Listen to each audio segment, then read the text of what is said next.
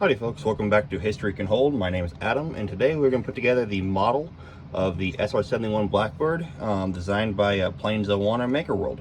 So you might have gotten this as a kit and didn't quite know how to put it together, or printed it out, just had a little bit of difficulty going through the instructions. I'm going to go through it here today. First things first, of course, as always, is you're going to cut the main body of the aircraft loose. So go ahead and do that. Once you get the aircraft cut loose with, scissors, whatever you need to, you can take in some toenail clippers or just neat fingernail clippers or something in here and just clean up all the spots around here that you might have sharp edges or just little remnants of the kit card on. Now, once you got this all cleaned up the way you like it, next we're going to install the engines. There are a left and a right.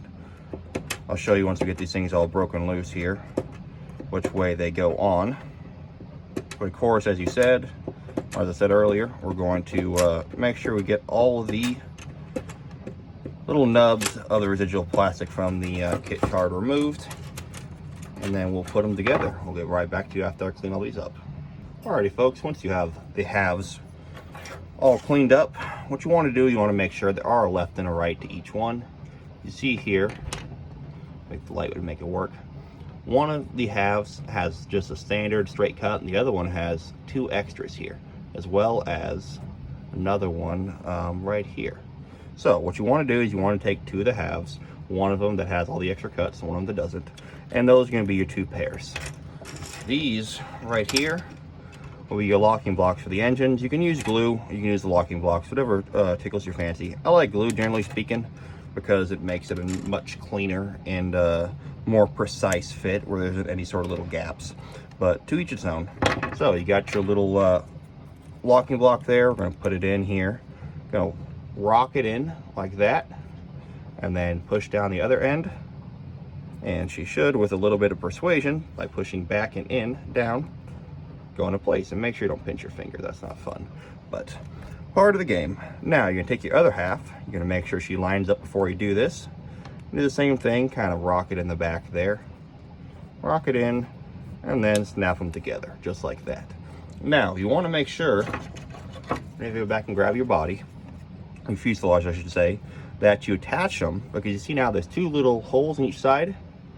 There is actually the third hole, the third hole right there. You want that facing up. So, you're going to be putting on like that with it facing up, again, inside this little locking tab right here. And pull it. You want to try to, best you can, without stabbing yourself with an engine. Put it on there and push it together. Sorry about that. Push it together, and then go back and do the same with the other side. Push in, rock, snap into place. Make sure you got it facing the right direction. Push in, snap. And make sure, of course, you face it up. I almost made that mistake. Push it together, and there you go. You got the two engines. These nozzles are actually pretty interesting. In the actual aircraft, they move in and out based on airspeed, because at Mach 3, the air traveling different speeds and different temperatures, it actually affects it where the nozzle coming out of the jet engine sit at. So, all we got left now to do is the horizontal stabilizers, I believe is what they are, and the rudders. So let's cut the rudders loose first here. They're going to use the same principles that we did for the rest of it.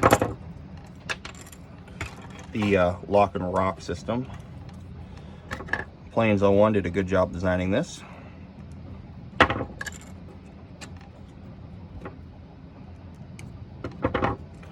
got your two pieces here. Doesn't matter really if you have them facing in or out. I have them facing out so you can see it from both sides. What you can do now is come in here. You can do the same thing. Put the front in first. Hard to see there. Front in first of that hole we got.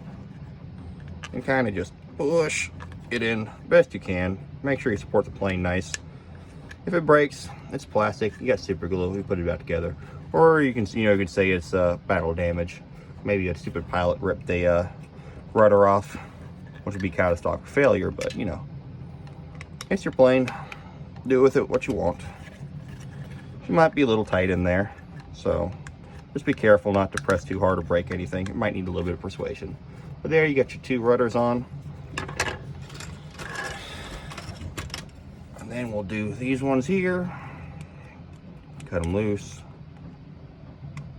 I like these little pliers from Harbor Freight. They're flush cut pliers, pretty cheap, and makes life a lot easier if you plan on having a bunch of these models. Make sure we just trim all these up. Fling it over off the side.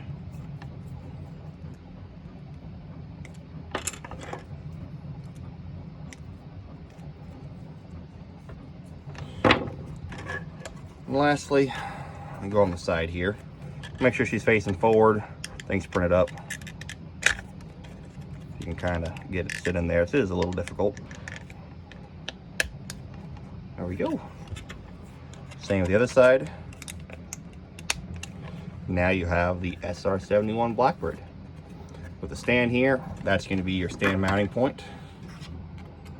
Going to cut the center block loose and the actual base itself. Or ripped off if you can't get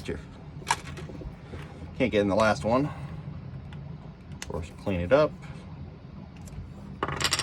Clean up the blocks. This is actually important because this right here is going to be a press fit. You don't want any little nubs sticking up. Take it here, press it together.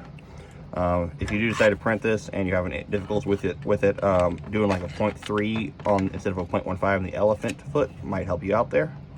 But you press it together, and there's your SR-71 Blackbird ready to go on your desk with all your other models. Thank you all very much for watching. Hope you have a great rest of your day.